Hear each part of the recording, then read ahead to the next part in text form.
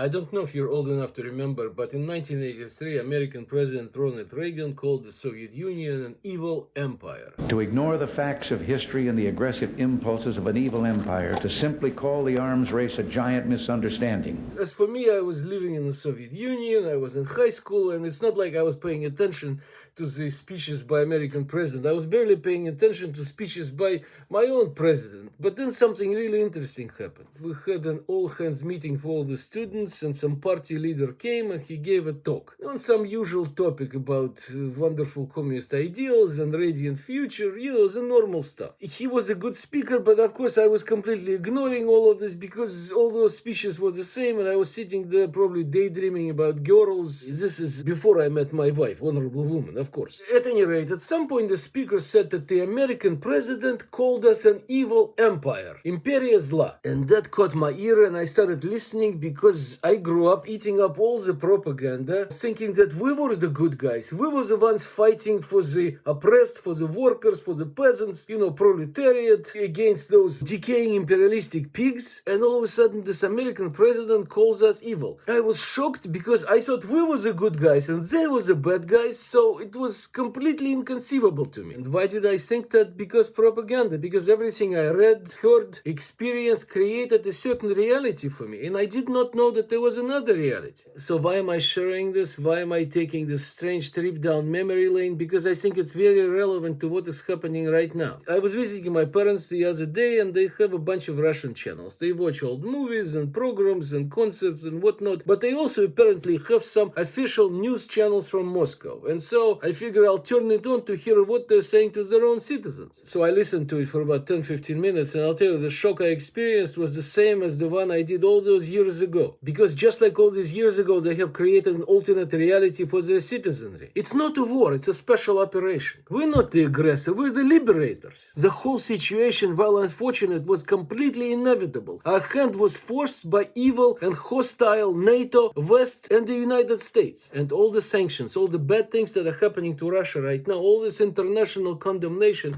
are just further proof that we're surrounded by enemies and we're on the path of righteousness. So as you can see, it's not like the people in Russia do not see it or do not care. It is much deeper, it's much more tragic. They're wearing a different color glasses or a certain prism because for them reality is completely different. They see something else. In fact, they see something opposite. And I think it's very important to understand that fact, to fully grasp what is going on right now.